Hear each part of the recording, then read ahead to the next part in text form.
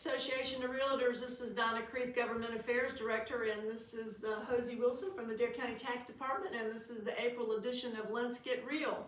Today we are talking about the 2025 reval, which has been a big topic of conversation here the past couple of months. Yes, it has. I'm sure you've been real busy with that. I got my reval notice the other day in the mail.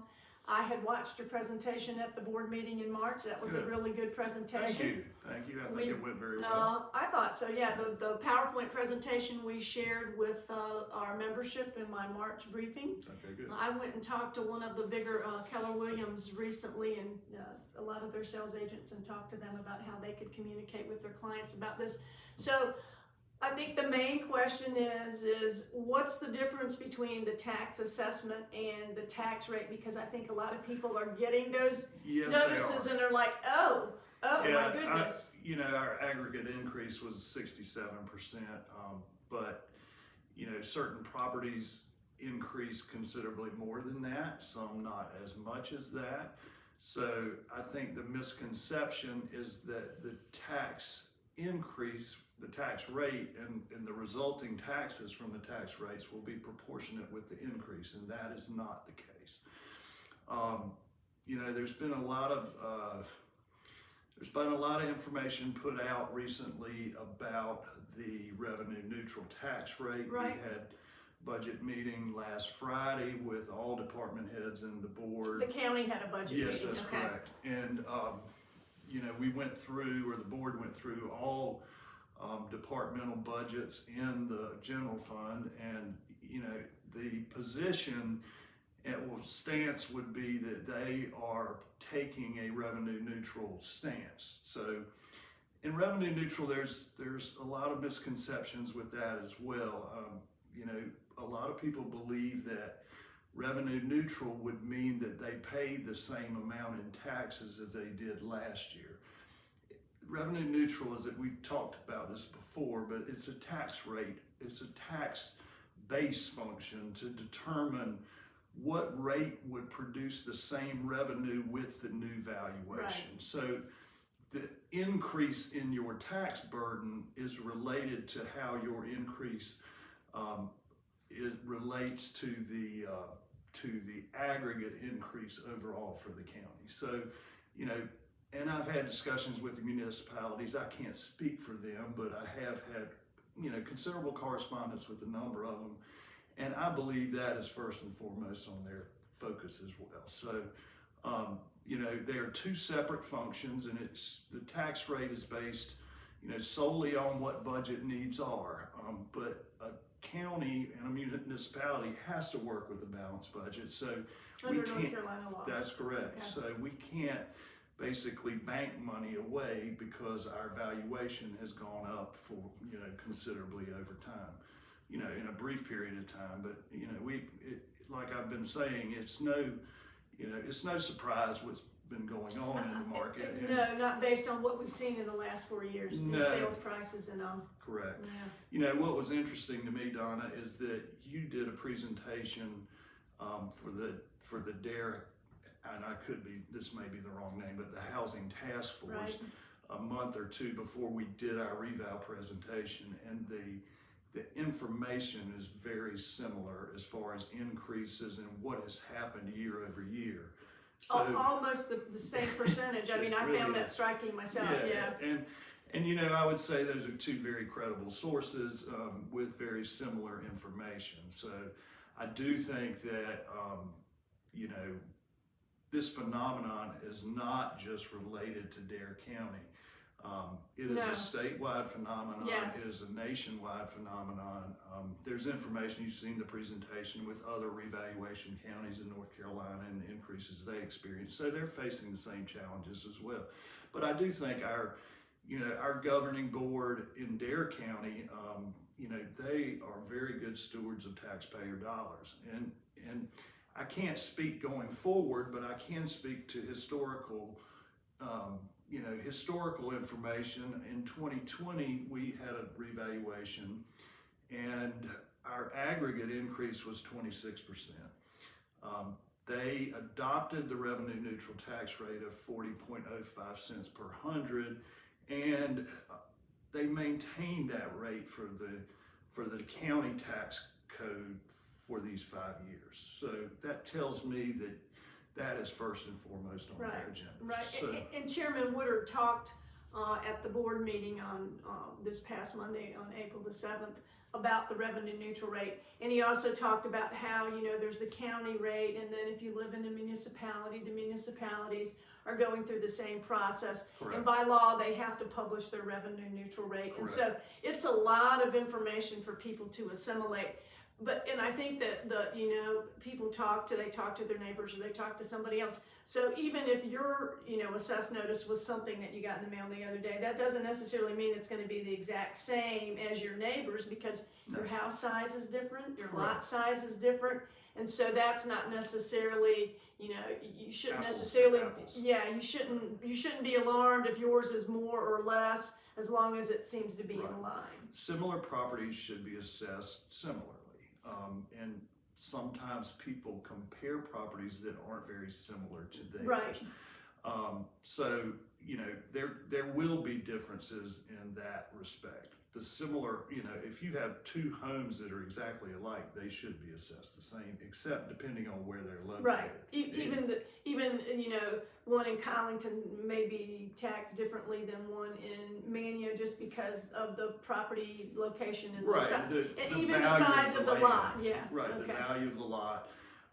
The size of the parcel, you know, are there any positive, negative influences that affect the location? So, I mean, I think we have around, well, over 3,000 defined neighborhoods, and they all are different in some respects. Right. So, you know, and land pricing is the first thing we do, is to try to establish land values to begin with before we actually start working with the building rates and costs and grades and things like that.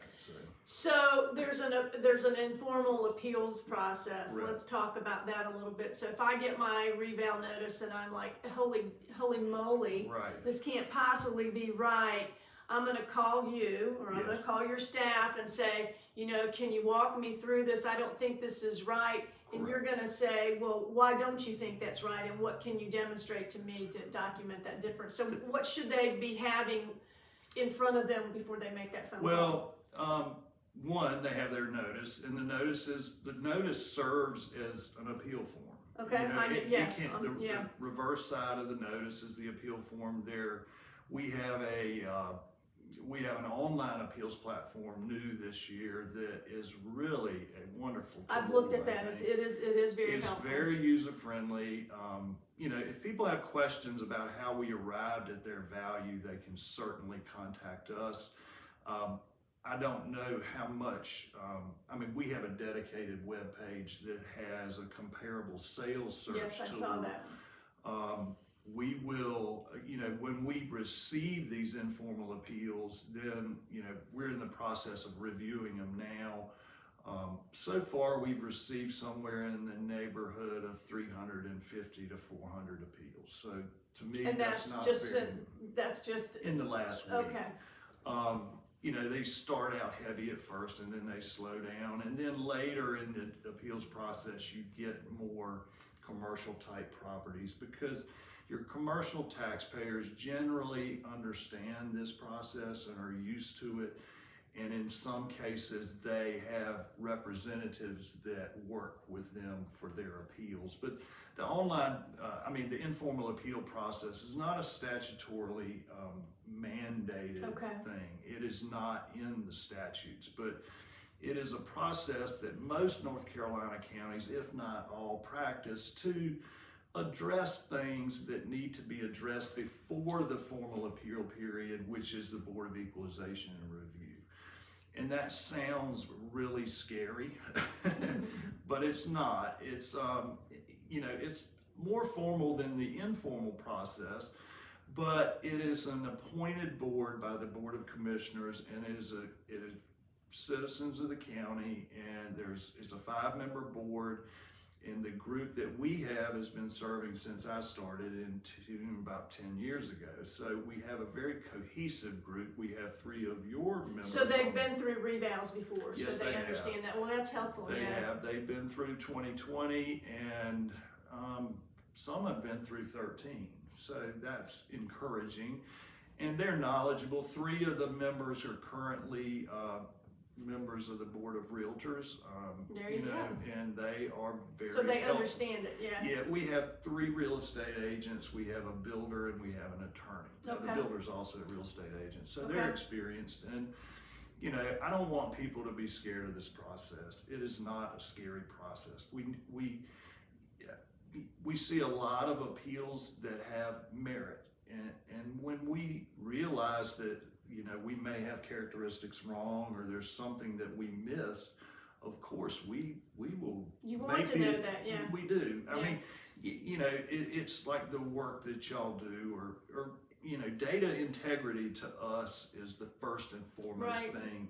We just want our data correct, because when our data is correct, we do a much better job, and our values are more equitable across properties. So that's helpful for us. I'm not sure if I answered your informal question. No, you did. You did. I mean, it's so.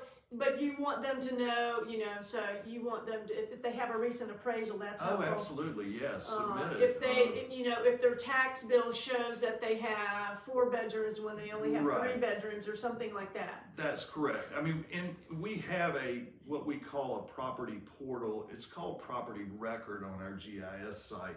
But it is, you can go and look at the characteristics of your property, and you can report inaccuracies or things you deem inaccurate that may or may not be correct.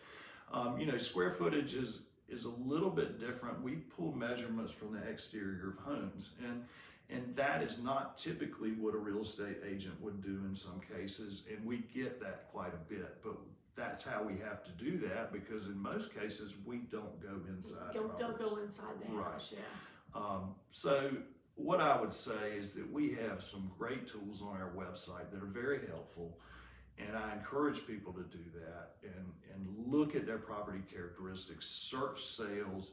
And another misconception people have is that we do a sales comparison approach on every property. And it's impossible to do that. There's 41,500. Yeah, we can't do that. So we do sales comparison grids during this process quite a bit to see, did we miss something? Because, mass appraisal, the scope is far different from a fee appraisal. Right. I mean, I'm an appraiser by trade, and I understand that, but to have to value this many parcels at one time, what we do is we use known data, sales, and we use these sales and extract characteristics from these sales, and we develop models based on these sales characteristics.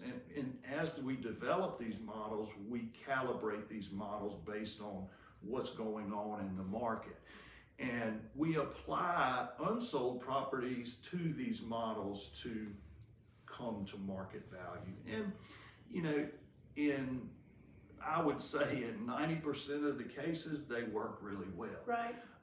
But in some, certain properties, based on what the characteristics are, they don't fit the model as well. So, if I see, I encourage people to appeal. We all encourage people to appeal. If they don't agree, if they don't understand, we may not agree with them, but the due process is there. They can move from the informal if they don't like, the decision or don't agree with the decision. They can move to the Board of E&R level, and then we will work the appeal again. And then, if they don't like that decision, they can carry it to the state property tax commission. So there is a process there, but the point is that there has to be some valid information that they use to document it. They just can't call and say, Hosea, you've lost your mind. Right. I get that a lot. I'm sure you get more than that too. I get a lot of that, and that's okay. I recognize that, but you've got to have credible information that basically refutes the information that we have, or we can't act on. We have to have data that is superior to ours. Right. And if it's not, we will politely say, I'm sorry, the weight of the evidence does not support a change in the value. But, I think when people get the when we respond to the informals, our intent, when this process, the informal will end on May 2nd. Okay, May 2nd. So there's 3 more weeks, and at that point, we will notify all of the taxpayers that have filed an informal appeal. Either if they filed online, we will notify them electronically, Okay. and we will have a packet, attached to the email. It'll be a decision email, and it will explain why we did what we did or why we didn't do what. So it's not just no or yes, there's some explanation. There will be okay. explanation, Okay. and we're preparing comparable sales grids for all of these, so we can say, well, based on these sales, we believe our property value to be, or our assessment to be correct. Right, in your presentation, in the PowerPoint that you did to the Board of Commissioners, it talks about that process that you use and those metrics that are applied, not just to you, but there's a metric that you quote for each of those steps that you want to be in this range, and this is where we are in this range, which helps with the validity of your data. I think. Right. We have to use data points. We use sales ratios Right. to measure the success of our work, and these standards. Based on IAAO, which is International Association of Assessing Officers, and their standard in sales ratio says that residential properties should be between 90% and 100%. So basically 10% on each side of one. Yeah. We just submitted our sales ratio report to the state of North Carolina. We do that every year.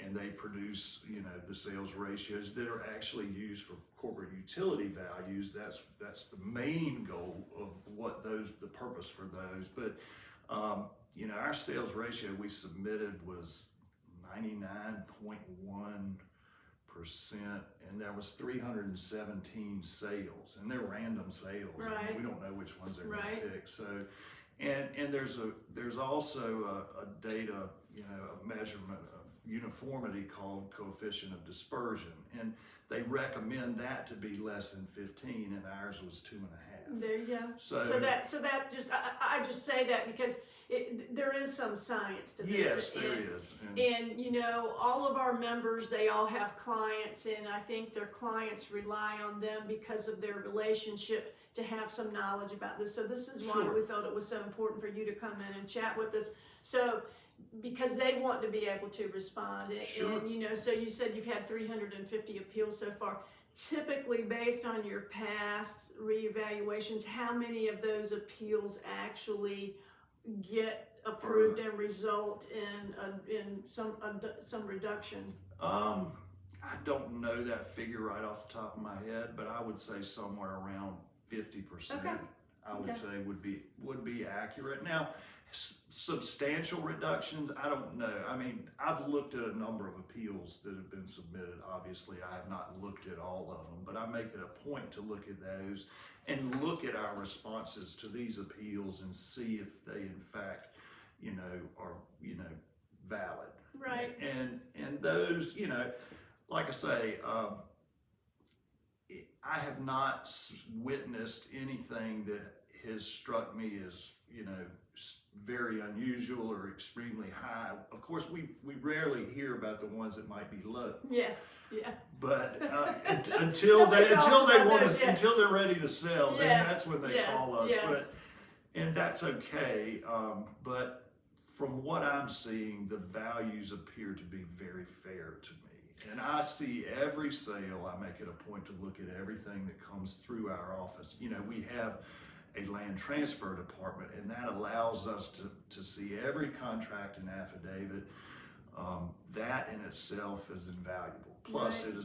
it's a substantial revenue piece for the county Yes, as it well. is. So it's helpful for us. It's helpful for the county for the projects that we're able to do and the services that we provide. So, it adds to the credibility of our data. Right. So the Board of Commissioners is working on the budget. You talked about that a little bit. Yes. They'll set the tax rate as part of that process, just like the towns will. That's moving along. By law, they have to have those adopted before July 1st. Correct. Most of them typically have their public hearings in June. And so the important thing is to follow that process and see what rate it is that they're advertising and Yes. go from there. Because you just set the assessments, they set the rates. Right, exactly. And I think that's what I people answer don't that question a understand. lot too. Yes. We don't have any discretion No. in that process. No. I mean, I'm responsible for my budgets, but that's about it. And you know, I don't make it a point to get involved in others. We provide the valuation when we provide what we would estimate as an appeal loss, and we did, and how the county chooses to work with that. The revenue neutral rate was published. It was published 26.32. Yeah. And so That was for the county. that's the county, and you know, all the municipalities will do the same thing. Like I said, I've had correspondence with the municipalities. But I don't believe they're as farther along in the budget. I don't think they are either, based on what I hear from listening and sitting through the meetings and what was reported in the local press. Right.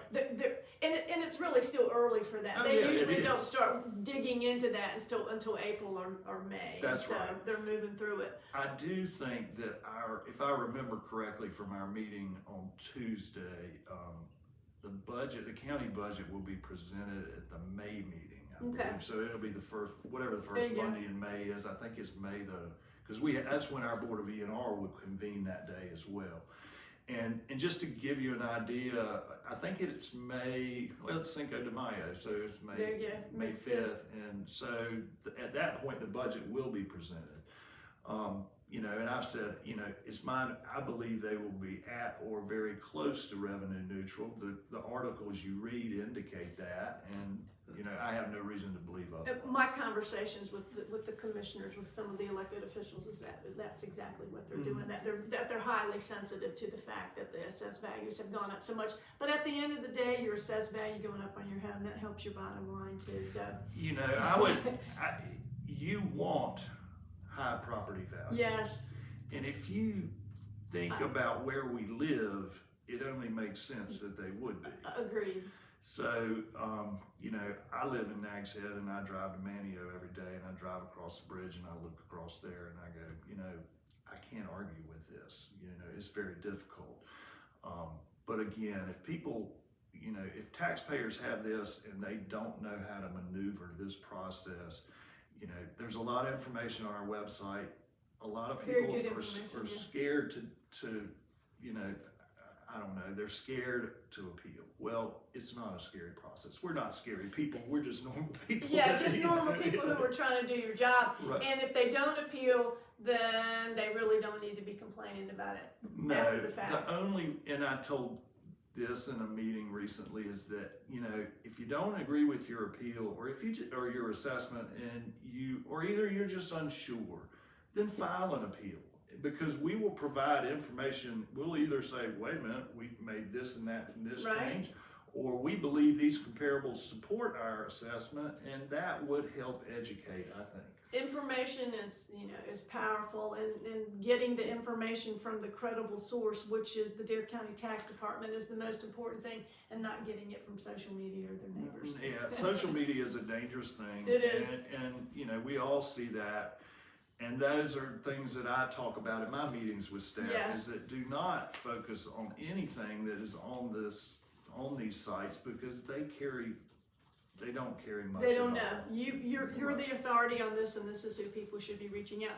Well, that's all that I have. I think this has been very helpful. Again, in addition to our conversation this morning, there's the webpage that folks can go to, and then there's the presentation that was at the March Board of Commissioners meeting, which is about an hour long, but it's just chock full of information.